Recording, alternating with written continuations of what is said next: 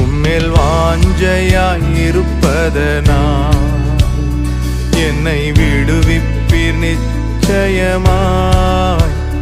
உந்தன் நாமத்தை அறிந்ததனால் வைப்பீர் உயர்ந்த அடைக்கலத்தில். யெஷுவா யெஷுவா உந்தன்